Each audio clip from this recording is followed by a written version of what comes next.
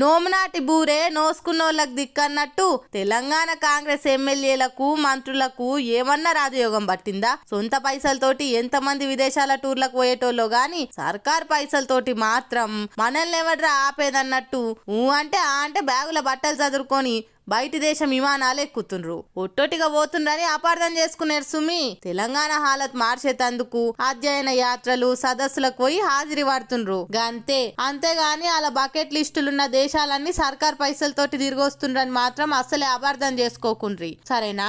కానీ ఏమన్నా అధ్యయనం చేసి వస్తుండ్రా? బయటి దేశాలు పోయి అధ్యయనం చేసి రావాలని వాళ్ళు పడుతున్న ఆరాటం ఎంతో మందికి స్ఫూర్తిదాయకం. మొన్ననే చూడరాదుర్రి సియోల్ టూర్ కు ఎంతమంది పోయినరో. ఇప్పుడు టూరిజం సదస్సుకు లండన్ పోయిండు మంత్రి జూపల్లి సారు. ఒక్కడు కాదు, మళ్ళా తోడుకు ఎమ్మెల్యేలను కూడా తోలుకొని పోయిండు. అసలు శాఖలతోటి సంబంధం లేని ఎమ్మెల్యేలకు టూర్లతోటి ఏం పని భయ్యా అని మీరు అడగొచ్చు. మరి అదే మీకు దూరదృష్టి లేదని చెప్పేది. మూసి డెవలప్ అయినాక మన హైదరాబాద్ గల్లీలను కూడా లండన్ గల్లీ లెక్క ఎట్లా మార్చాలి, ఆడున్నట్టు మన తన ఎట్లా చేయాలని మర్చిపోకుండా మళ్ళా ఫోటోలు దిగి భద్రంగా డిజైన్లను జాగ్రత్తగా చేస్తుండ్రు అన్నట్టు.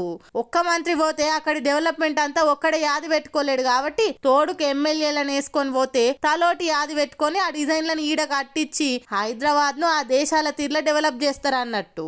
ఇది తెలియక చాలా మంది వాళ్ళని అపార్థం చేసుకుంటారు పాపం.